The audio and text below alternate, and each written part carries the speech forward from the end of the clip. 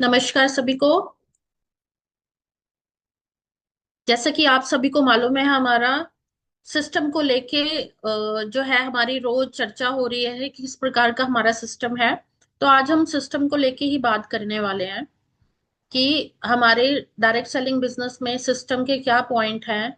आज हम सभी लोग जो हैं उनको समझेंगे।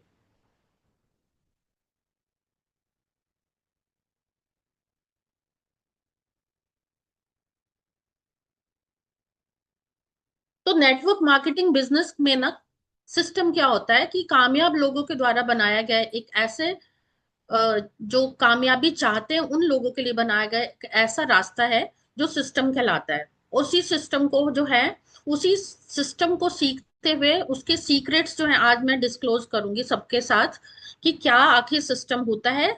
और सिस्टम जो है उसके जो पॉइंट्स फॉलो करके हम नेटवर्क मार्केटिंग बिजनेस को किस तरह उसकी ऊंचाइयों तक पहुंच सकते हैं। तो बात करते हैं सिस्टम की। डायरेक्ट सेलिंग बिजनेस जो है उसके सिस्टम्स के 6 पॉइंट्स हैं। जो फर्स्ट पॉइंट आता है वो आता है उसका ड्रीम, कि आखिर ड्रीम क्या है। तो जब भी लोग उसमें ज्वाइन करते हैं तो उनको सबसे पहले ये सोचना चाहिए कि हमारा ड्रीम क्या है, आखिर हम इस बिजनेस में करने क्या आए हैं। तो अपना ड्रीम जो है वो उनको पता होना चाहिए। तो ड्रीम क्या होता है? ड्रीम वो सपना होता है जो हम अपनी जिंदगी में चाहते भी हैं और उसको पूरा करने के लिए कहीं ना कहीं हम कॉम्प्रोमाइज कर रहे होते हैं अपनी डेली लाइफ में, जो हम एक्टिव अपना काम कर रहे होते हैं। तो ड्रीम वो होता है जो हम सपनों की चाहत के पीछे भागते हैं, वो हमारा ड्रीम होता है, लेकिन हम उनको फुलफिल नहीं कर पाते। तो डायरेक्ट सेलिंग बिजनेस जो है आपको ड्रीम को जगाने का काम करता है। तो ड्रीम के सब पॉइंट्स में आते हैं कि ड्रीम कैसा होना चाहिए। ड्रीम जो होता है वो हमेशा बड़ा होना चाहिए। जितना बड़ा ड्रीम देखोगे उतनी आपकी जो है महत्वाकांक्षा, उसको पूरी करने की चाहत जो है उतनी ही बड़ी होगी। तो अपने ड्रीम्स को है, जितना बिग होगा उतना उसे रखें। तो ड्रीम्स में आप छोटे से शुरुआत कर सकते हैं। जैसे आपकी ड्रेसिंग, आप अपना ड्रीम्स में पहले छोटे से शुरुआत करेंगे तो आप जैसे आपकी लग्जरी लाइफस्टाइल कैसी होगी तो उसको देखते हुए आप अपने कपड़े चूज कर सकते हैं। अगर आप जो है अपना मोबाइल फोन चूज करते हैं कि मुझे इतने तक का मोबाइल फोन लेना है, जब भी आप किसी बिजनेस को स्टार्ट करते हैं तो अपने ड्रीम्स में आपका मोबाइल फोन भी हो सकता है, लैपटॉप, आईपॉड, कुछ भी हो सकता है आपका, जो आप एक बड़े ड्रीम्स के रूप में देख सकते हैं। तो धीरे धीरे शुरुआत जो है वो छोटे से करें। तो सपनों की बात करें तो गाड़ी देखने का सपना, गाड़ी की चाहत बहुत लोगों के मन में होती है, लेकिन वो कहीं ना कहीं दब जाती है अपने जो डेली वेजेस पे जो हम काम करते हैं अपना घर के कामों में। लेकिन हम डायरेक्ट सेलिंग बिजनेस में आते हैं तो हम बड़े से बड़े सपने देखने के लिए हम बिग कार का सपना भी बड़े इजीली देख देख सकते हैं। और बड़ा घर होना ये सबके ही मन का एक बहुत ही बड़ा सपना कहलाता है। और सबकी चाहत होती है कि उसका एक बहुत ही सुंदर घर हो। और देश विदेश की यात्रा करना एक ड्रीम हो सकता है। और आप क्रूज में जाना अपना एक ड्रीम रख सकते हैं। तो ऐसा बहुत सारे ड्रीम्स होते हैं जो कहीं ना कहीं उनके दिल के कोने में रह जाते हैं और फुलफिल भी नहीं कर पाते। लेकिन अपने ड्रीम्स को जागृत करने के लिए ये एक ऐसा प्लेटफॉर्म है जिसमें हम अपने ड्रीम्स को फुलफिल भी करते हैं और उनको करने की जो है चाहत भी रखते हैं और इससे पूरा भी करते हैं। तो कई लोगों का ड्रीम ऐसा भी हो सकता है कि वो बहुत हजारों लोगों को अपनी वाणी द्वारा, अपने ज्ञान द्वारा जो है मोटिवेट करें। तो मोटिवेट करना भी एक ड्रीम हो सकता है।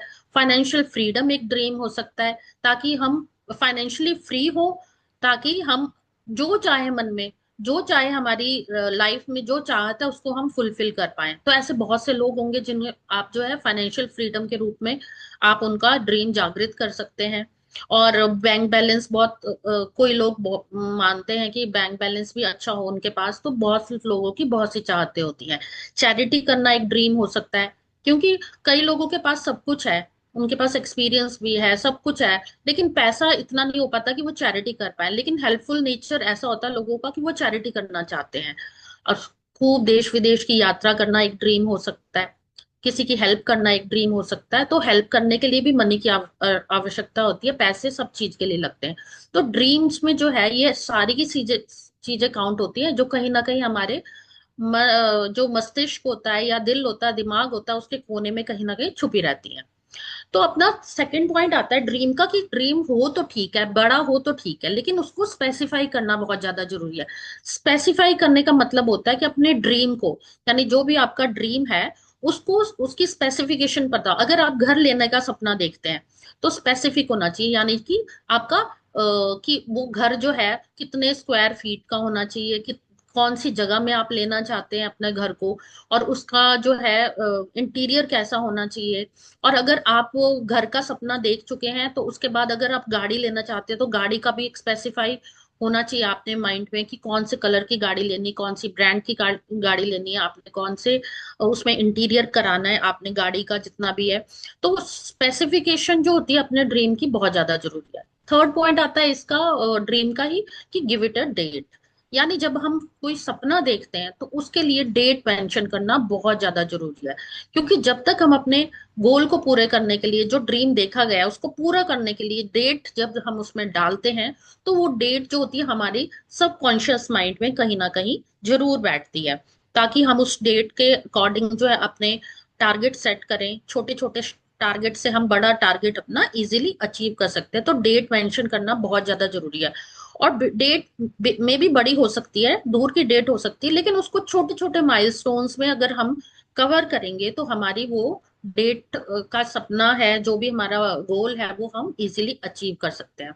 और फिर जो है, जो भी आपका ड्रीम है, जो भी गोल है आपका, उसको आप जो है सभी जगह पेस्ट करिए। अपनी जहां पे आप बैठे हैं, आपका डेस्क है, उसके आप सामने पेस्ट कर सकते हैं, लिखिए। जब आप पेस्ट करते हैं तो वो आपके कहीं ना कहीं चलते फिरते जो है आपके माइंड में आपके बैठती है, कि हमने, हमारा ये ड्रीम है, उसे पूरा करना है, किसी भी हालत में करना है। तो जो छोटे छोटे हम अपने एवरीडे के गोल होते हैं जो टू डू लिस्ट में आते हैं हमारे, तो उनको पूरे करने के लिए हम जो है जो प्रतिबद्ध हो जाते हैं। तो पेस्ट इट एवरीवेयर। और सबसे बड़ी बात होती है कि जितना आपका जो भी गोल है उसको आप सभी लोगों को बताएं, जो भी आपके जानने वाले हैं, चाहे आपके सीनियर हैं, आपके डाउनलाइन हैं, आपके फ्रेंड्स हैं, रिलेटिव्स हैं। जब आप किसी को अपने ड्रीम्स के बारे में बताते हैं, गोल के बारे में बताते हैं कि इस डेडलाइन पे मैं अपना ये गोल अचीव करूंगा, तो कहीं ना कहीं एक जो होती है हमारे अंदर जो है टाइमलाइन सेट हो जाती है। और एक ऐसी चीज बैठ जाती है कि अब मैंने ये सब कुछ बता दिया लोगों को कि ये मैंने ड्रीम अचीव करना है। अगर मेरा ये ड्रीम अचीव नहीं हुआ, गोल अचीव नहीं हुआ, तो मेरी कहीं ना कहीं मैं शर्मिंदगी फील करूंगा। तो ये एक माइंडसेट सभी का होता है कि जब तक सबको पता ना लगे तब तक आप ये सबको बताओ, और जब पता लग जाए तो उसे पूरा करने के लिए आप जो है उस पर काम भी करें। सेकंड पॉइंट आता है, जो हमारे सिस्टम का सेकंड पॉइंट है, वो है लिस्ट। लिस्ट जो है वो हमारे इस बिजनेस का रॉ मटेरियल है। रॉ मटेरियल जिस तरह की कंस्ट्रक्शन कंपनी में चूना होता है, जिस तरह से बालू होता है, रेत होता है, ईंटें होती हैं, ये रॉ मटेरियल होता है। इसी तरह हमारे जो बिजनेस है इसका जो रॉ मटेरियल है वो है लिस्ट। जो लिस्ट जो होती है, जब तक हमारे पास लिस्ट होगी तभी हमारा बिजनेस जो है सक्सेसफुल हो। तो लिस्ट कैसी होनी चाहिए, इसके भी पॉइंट्स हैं, 4 पॉइंट्स। तो सबसे पहले लिस्ट क्या करें, सबसे पहले लिस्ट बनाएं, मेक इट, है ना। जब भी आप लिखें तो आपने ये नहीं सोचना कि मेरी ये मोबाइल पे जो है लिस्ट बनी हुई है, तो आपने उस पे जो है तवज्जो नहीं देनी है, आपने जो है उसको राइट डाउन करना है। लिस्ट जो होती है अपनी कहीं किसी डायरी में जरूर नोट करें, तो उसको आप जरूर बनाएं। सेकंड पॉइंट आता है कि किस तरह से हम लिस्ट का आता है कि किस तरह से हम लिस्ट को जो है बड़ी कर सकते हैं। तो बहुत सारे तरीके हैं जिसके थ्रू जो है हम अपनी लिस्ट को बड़ी कर सकते हैं, जैसे फ्रेंड्स फॉर्मूला। फ्रेंड्स फॉर्मूला में क्या होता है, एफ फॉर फ्रेंड्स। हम अपने जितने भी फ्रेंड्स हैं हम उनका नाम अपनी लिस्ट में लिख सकते हैं। जितने भी हमारे रिलेटिव्स हैं उनके नाम हम अपनी लिस्ट में ले सकते हैं। रिलेटिव्स के रिलेटिव्स वो भी हम अपनी लिस्ट में ऐड कर सकते हैं। आई फॉर होता है इंस्टीट्यूट रिलेटेड, यानी कि इन लॉज भी होता है इसका मतलब। जैसे लिस्ट में हम कई बार ये होता है हम ऐड करते हैं, हमें नाम याद नहीं आते, लेकिन कई भी हम कभी ना कभी हमने कोई भी किसी इंस्टीट्यूट में वर्क किया होता है, किसी इंस्टीट्यूट में हमने पढ़ाई की होती है, तो इस उस इंस्टीट्यूट से रिलेटेड हम जो भी फ्रेंड्स बने उनके नाम लिख सकते हैं, इंस्टीट्यूट का नाम लिख सकते हैं। और अपने, अगर कोई मैरिड है तो वो अपने इन लॉज के नाम लिख सकता है। इसी तरह हम अपने लिस्ट को डे टू डे जो है उनमें ऐड कर सकते हैं नाम। ई फॉर एम्प्लॉयज आ जाता है, जहां पे हम काम कर रहे हैं, चाहे कंपनी है, कोई प्राइवेट जॉब कर रहा है, तो उसके हम नाम ऐड कर सकते हैं एम्प्लॉयज के जो हमारे साथ काम कर रहे हैं। एन फॉर नेबर्स, यानी जितने भी हमारे पड़ोसी हैं, अभी के पड़ोसी हों या उससे पहले या उससे पहले, कभी ना कभी रेंट पे आदमी रहता ही है, तो आप अपने नेबर्स जितने भी रहे सभी के आप नाम ऐड ऑन कर सकते हैं। उनके नाम आप अपने लिस्ट में ऐड कीजिए और उनसे आप एक बड़ा बिजनेस क्रिएट कर सकते हैं। डी को जाता है या डीलर्स। डॉक्टर्स, जैसे आप फैमिली डॉक्टर होते हैं, कई घरों में फैमिली डॉक्टर्स भी होते हैं, कई घरों में जो होते हैं बच्चों के डॉक्टर्स भी होते हैं। जैसे आप अपने बच्चों को किसी पीडियाट्रिशियन के पास ले जाते हैं कि बच्चों के डॉक्टर के पास, तो उनके डॉक्टर्स के आप नाम लिख सकते हैं। आपके कोई डॉक्टर हो गए, उनके नाम लिख सकते हैं। कहीं पे आप कुछ दिखाने गए, उन डॉक्टर्स के नाम लिख सकते हैं। डीलर्स वो होते हैं जैसे वाला, वाली करके जो होते हैं, जैसे प्रेस वाला हो गया, दूध वाला हो गया, सब्जी वाला हो गया, किराने वाला हो गया। इस तरह से जो भी डीलर्स होते हैं, आप उनके नाम अपने लिस्ट में ऐड कर सकते हैं। एस फॉर स्ट्रेंजर्स, तो एस स्ट्रेंजर्स वो होता है जो पीपल होते हैं, लेकिन वो कहीं ना कहीं आपकी लाइफ में, आपके बिजनेस में बहुत बड़ा मुकाम हासिल करने में आपका बहुत बड़ा उनका योगदान रह सकता है। तो स्ट्रेंजर्स को अवॉइड नहीं करना, उनके नाम भी आप ऐड कर सकते हैं। तो ये है एक फॉर्मूला। तो लिस्ट कैसी होनी चाहिए, सेकंड पॉइंट आता है बिग लिस्ट। जितनी मर्जी, कोई इसकी इसकी कोई संख्या नहीं होती, जितनी मर्जी आप बिग लिस्ट अपनी बना सकते हैं। लिस्ट जितनी लंबी होगी उतना बढ़िया रहेगा, आपका बिजनेस कभी भी खत्म नहीं होगा, आपके पास जो है लिस्ट की शॉर्टेज नहीं होगी। ठीक है। थर्ड पॉइंट आता है इसका, make a city wise list. City wise list जरूर बनाएं। सिटी वाइज लिस्ट आप इस तरह से मेंटेन कर सकते हैं अपनी डायरी में कि जिस तरह से आप, जैसे किसी जगह का नाम आप लिखिए, उससे रिलेटेड आप जितने भी लोग होंगे, जैसे गोवा है तो गोवा के लोगों के नाम लिखिए, दिल्ली है तो दिल्ली के नाम लिस्ट, दिल्ली में कहाँ कहाँ के हैं अलग अलग आप लिस्ट उनकी क्रिएट कर सकते हो। ताकि कभी जीटीएस में अगर उस शहर में पड़ा, तो वहां के लोगों को आप इकट्ठे जो है इनवाइट कर सकते हैं। आपको ढूंढने की आवश्यकता नहीं पड़ेगी कि कौन सा पर्सन कहाँ रहता है और कहाँ नहीं रहता है। ठीक है, तो सिटी वाइज बनाए, अल्फाबेटिकली बनाए। अपडेटेड, जो फोर्थ पॉइंट आता है अपडेटेड, मतलब हमेशा अपनी लिस्ट को फ्रेश बना के रखें। हमेशा उसमें दो से तीन, तीन से पांच नाम डेली के डेली ऐड करें। नए से नए लोगों से आप मिलने की कोशिश करें और उनके नाम जो है आप अपनी लिस्ट में ऐड कर सकते हैं। इस तरह से आपकी लिस्ट की कभी शॉर्टेज नहीं पड़ेगी।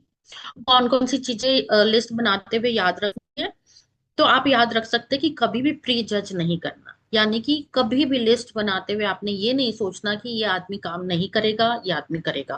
प्री जजमेंट होता है, इससे हमारी हमारी खुद की हम बिजनेस का लॉस करते हैं। तो लोगों को प्री जज नहीं करना है। कई लोग होते हैं कि हमारे मन में भी आ जाता है ऐसे कि ये इगोइस्ट, कई बार होता है फैमिली में कुछ ऐसे लोग होते हैं कि हम सोचते हैं नहीं, इसको हमने मुझे अपने बिजनेस में नहीं लाना। ऐसा आपने कभी नहीं सोचना है। आप चाहे काला हो, गोरा हो, उसको कोई डिजीज हो, या वो कोई बूढ़ा है, चाहे वो बच्चा है, किसी के भी नाम आप लिस्ट में ऐड कर सकते हैं। आपको ये नहीं सोचना ये बड़ा है तो नहीं कर पाएगा, बूढ़ा है तो नहीं कर पाएगा।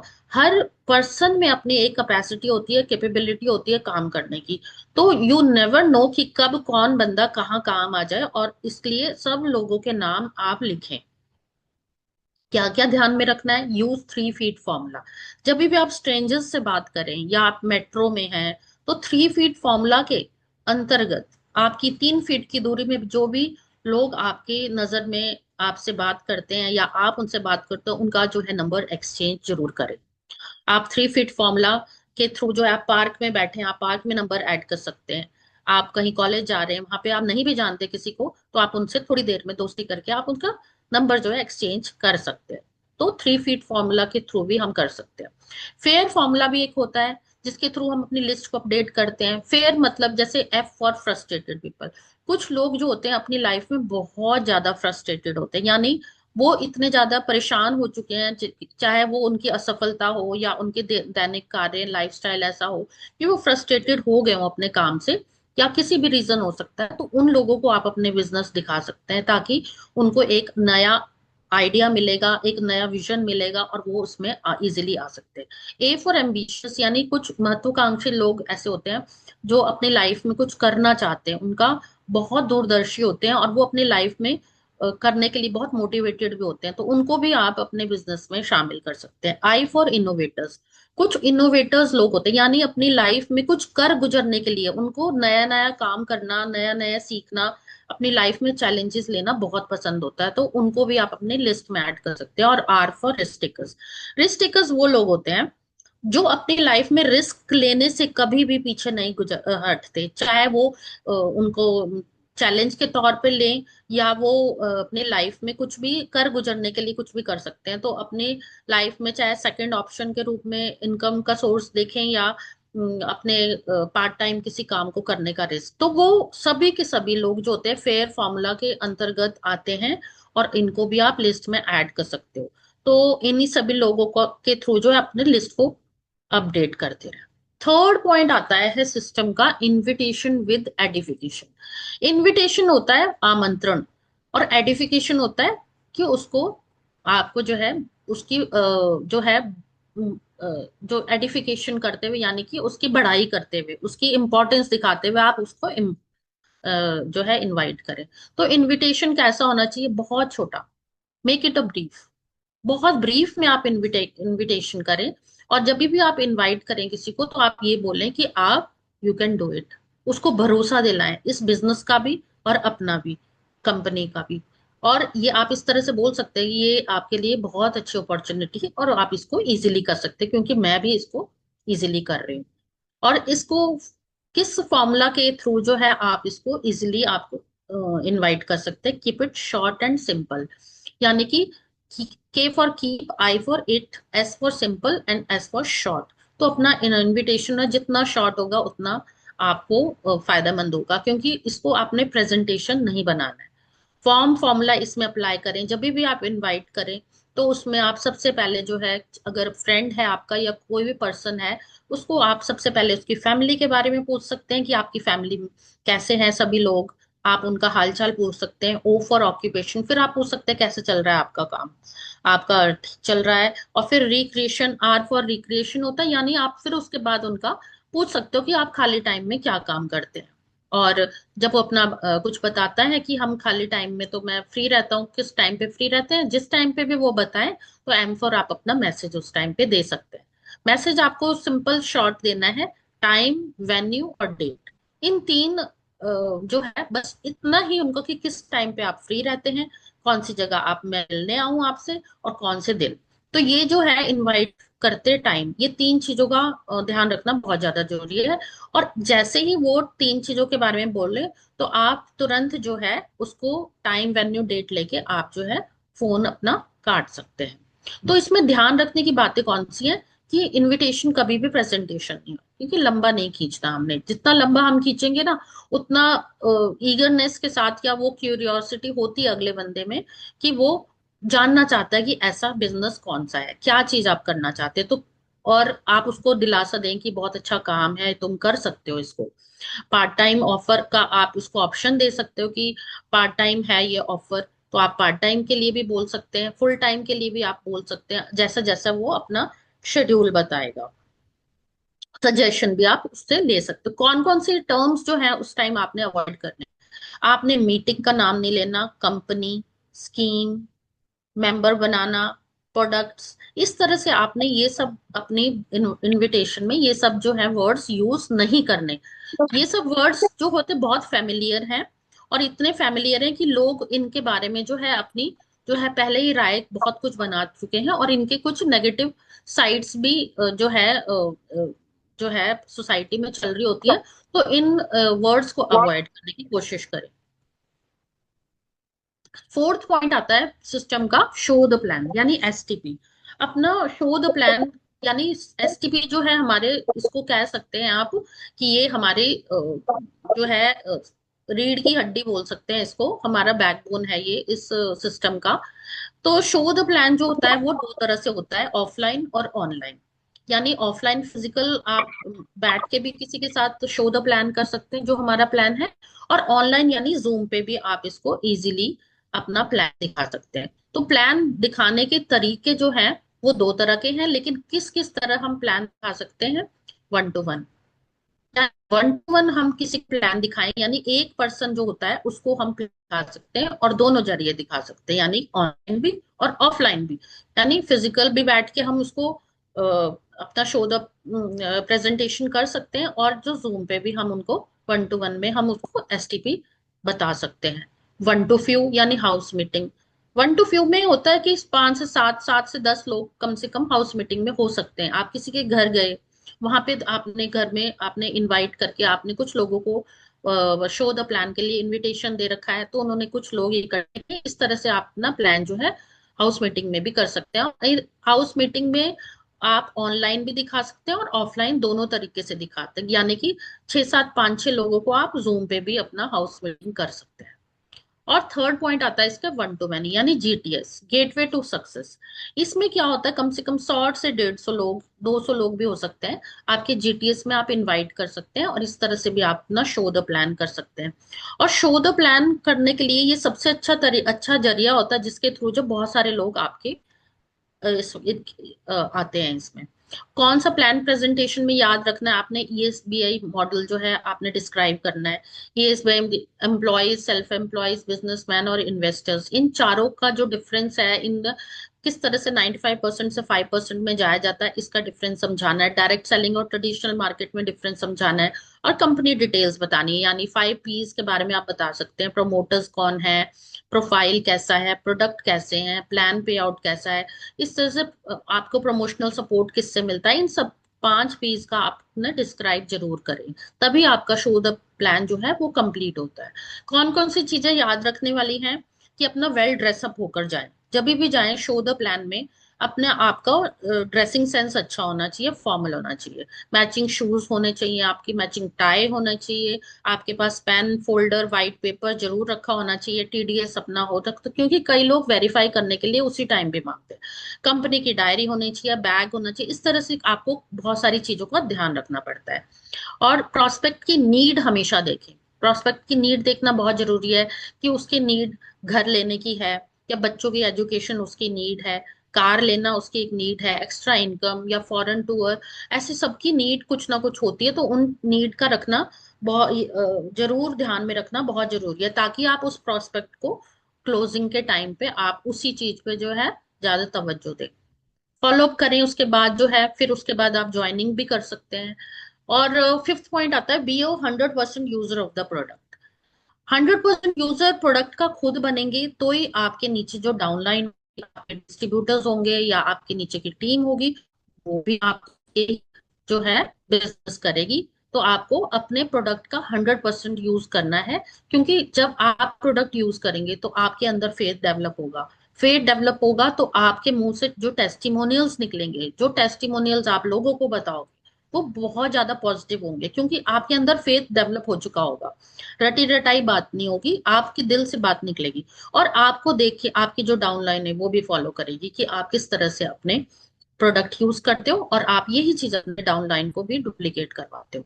तो टीम वर्क का बिजनेस होता है ये। इस तरह जैसे आप करोगे, ये मंकी डू जो होता है, मंकी सी मंकी डू वाला बिजनेस है, तो अपने डाउनलाइन भी आपको देख के ही काम करेगी। सिक्स पॉइंट जो आता है वो आता है बी और टीम प्लेयर। सिक्स पॉइंट इसका है, be a team player. Team player के लिए, जैसे ये बोला जाए कि ये इंडिविजुअल बिजनेस नहीं है, ये टीम का बिजनेस होता है। तो कभी भी ये नहीं सोचना चाहिए कि मेरे अकेले का बिजनेस है। टीम को साथ लेके चलना है आपको बिजनेस में। तो सबसे पहला पॉइंट आता है इसमें, चेक विद की अप्लाई। की अपलाइन यानी कि जो आपका अपलाइन है। की अपलाइन मीन्स स्पॉन्सर नहीं होता। अपलाइन वो होता है जिसको प्लान की समझ है, सिस्टम की समझ है, या जो वो पर्सन जो सब कुछ हैंडल अपने आप करता है, हर काम खुद से हैंडल करना जानता है, वो आपका अपलाइन कहलाता है।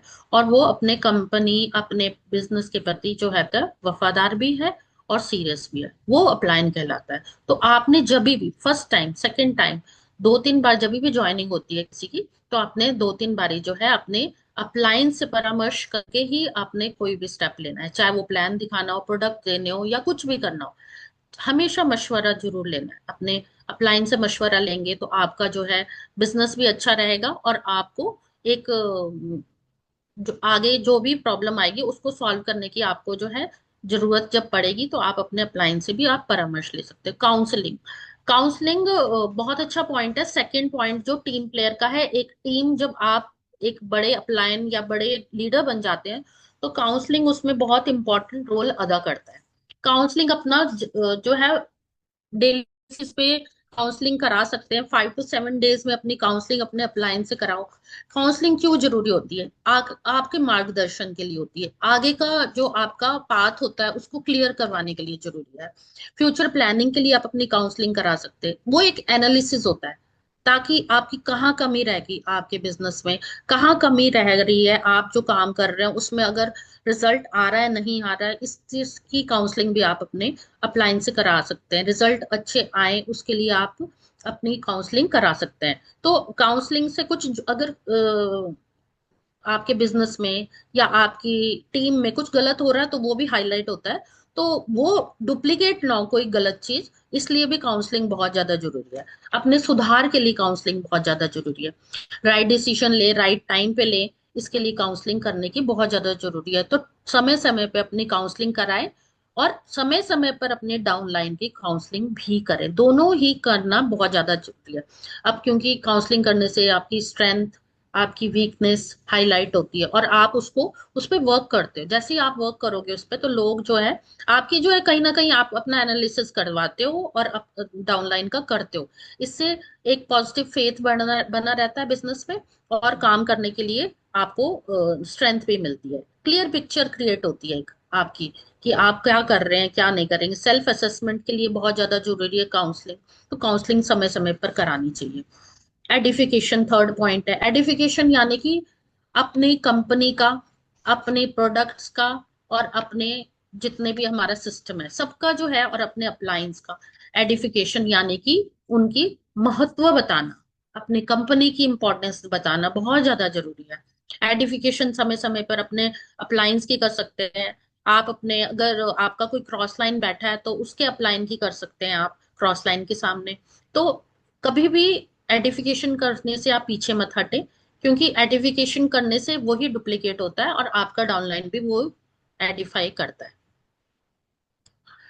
फोर्थ पॉइंट आता है डुप्लीकेशन। डुप्लीकेशन यानी कि जो आप करते हो उसको आपकी टीम भी डुप्लीकेट करती है। तो duplicate monkey C monkey do वाला बिजनेस ये है। तो जैसा आप करोगे आपको देख के ही आपकी टीम भी करेगी। तो उसको डुप्लीकेट करें, अच्छी चीजें करें, जो आप करो सिस्टम के अकॉर्डिंग करें। जो आप करोगे वही आपकी टीम करेगी। तो अपना जैसे फोर बेसिक है वो टाइम टाइम पे करें, प्लान दिखाना टाइम टाइम पे करें, तो आपकी टीम भी करेगी। इस तरह से आप अपने एग्जाम्पल सेट कर सकते हैं आप डुप्लीकेशन का। तो जिस तरह से मंकी एक दूसरे को देख के रंग बदलता है, उसी तरह आपकी जो टीम भी होती है आपको देख के ही बहुत कुछ सीखती है। और ऐसा मौका ना दे कि आपकी टीम आपको गलत नजरिए से देखे। तो डुप्लीकेशन भी वही करें जो एक पॉजिटिव मार्क छोड़ के जाता है। तो डुप्लीकेशन जरूर। फिफ्थ पॉइंट जो आता है वो है no cross lining. Cross line क्या होता है?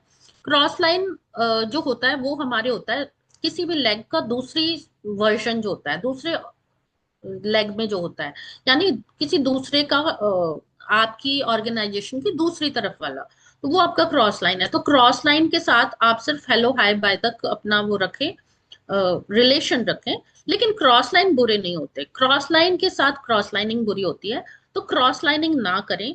क्रॉस लाइन के साथ हमेशा अपना जो रिश्ता जो है हमेशा प्योर रखें, पॉजिटिव रखें। कभी भी अपने अपलाइन हो, कंपनी हो या बिजनेस की कभी भी आप बुराई नहीं करें। उसके साथ हमेशा अच्छा बोले और बिजनेस कभी शेयर ना करें। क्रॉस लाइन बुरे नहीं होते, क्रॉस लाइनिंग बुरी होती है। मैं एक दफा और बोलना चाहूंगी, क्रॉस लाइन पॉजिटिव भी होते हैं, अच्छे और बुरे क्रॉस लाइन दोनों होते हैं। तो ये दायरा जो है हमेशा निभाना चाहिए, और क्रॉस लाइन से हमेशा दूर रहे। क्रॉस लाइनिंग अगर करते हैं तो टीम में डीमोटिवेशन की भावना जाती है, कहीं ना कहीं डी एडिफिकेशन की भावना जाती है, आउट ऑफ सिस्टम एजुकेशन हो जाता है। यानी कि जो आप सीख रहे होते हैं वो सिस्टम जो हमें सिखा रहा है उससे वो दूर ले जाता है हमें। हमारे स्टाइल करने का तरीका नहीं है ये। और ये कहीं ना कहीं इमोशनल गार्बेज जिसे बोल सकते हो आप, ये एक दिमाग में एक अलग सेट होता है हमारे। तो हम क्रॉस लाइनिंग ना करें। गलत क्रॉस लाइन के साथ अगर हम क्रॉस लाइनिंग करते हैं तो ये कहीं ना कहीं हमारे को बिजनेस से दूर लेके जाता है, जो कि हम हमारा ये सिस्टम नहीं सिखाता हमें। फिफ्थ पॉइंट आता है CDs books and functions, be a team player में फिफ्थ पॉइंट आता है कि हमें अपने बिजनेस को बढ़ाने के लिए या अपने बिजनेस के हमेशा सीडीज बुक्स और फंक्शंस के जितने भी रिकॉर्डिंग्स होती हैं वो हम अपने पास हमेशा रखें। कि कभी भी हम किसी प्रोस्पेक्ट के पास जाते हैं तो हम उन्हें देते टाइम या हम उन्हें बुक्स दे सकते हैं, बुक्स प्रोवाइड कर सकते हैं। कभी भी कोई भी प्रोस्पेक्ट के साथ टेस्टिमोनियल शेयर करना हो तो वो हम कर सकते हैं, सीडीज के थ्रू भी, बुक्स के थ्रू भी। अपने फंक्शंस के बारे में बता सकते हैं कि किस तरह से हमारे यहाँ पे फंक्शंस होते हैं और किस तरह से यहाँ पे जो है मोटिवेशन मिलता है हमें बिजनेस से। और जो लास्ट पॉइंट आता है इसका, सिक्स पॉइंट, वो है कार्डिनल रूल। तो कार्डिनल रूल जो है बहुत इंपॉर्टेंट पार्ट है, एक टीम प्लेयर जो टीम या लीडर बन चुका हो तो इसका यही पॉइंट आता है कि do not mess up with someone's ego, spouse and money. यानी किसी के भी, जो भी आपके साथ बिजनेस कर रहा है, चाहे आपका अपलाइन है, डाउनलाइन है, या आपका क्रॉस लाइन है, किसी के साथ भी आप किसी के ईगो के साथ आप छेड़खानी नहीं कर सकते। आप किसी के स्पाउस के साथ छेड़खानी नहीं करें, और किसी के पैसों के साथ आप धोखा ना करें। ये इसका बहुत ही इंपॉर्टेंट पार्ट है। अगर कोई ऐसा पकड़ा गया भी तो भी ये बिजनेस के लिए अच्छा पॉइंट नहीं है, और अगर कोई करा तो इसके वैसे बहुत सारे, मैनेजमेंट भी इसके लिए बहुत सख्त होता है और मैनेजमेंट उसको पूरा निकाल भी देता है, इस आईडी उसको हटा भी देता है। तो कभी भी किसी की ईगो के साथ छेड़खानी ना करें, कि कभी भी किसी सेक्स या रिलीजन या इसके बारे में कभी भी बातचीत ना करें। आप किसी के पैसों के साथ छेड़खानी ना करें, जितना पैसा किसी ने दिया है लगाने के लिए बिजनेस में उतना उसको लगाएं, ताकि आपका फेथ भी डाउनलाइन में पड़े और डाउनलाइन का फेथ भी आप पे बढ़ा रहे और वही चीज आगे डुप्लीकेट हो। और किसी की भी स्पाउस के साथ कभी भी गलत भावना ना रखें। हमेशा वहां पे भाईचारे वाले जो है भावना अपने टीम में क्रिएट करें, खुद भी करें और टीम में भी करें।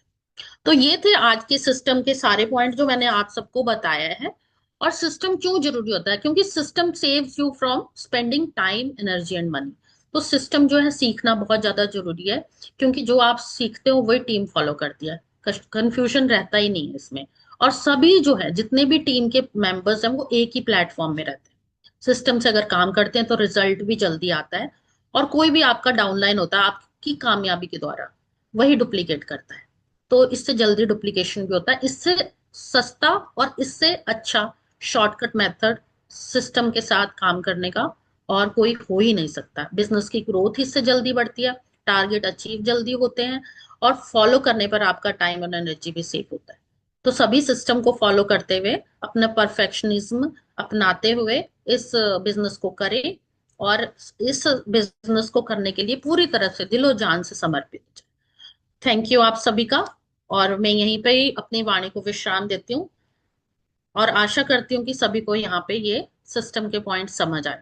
धन्यवाद।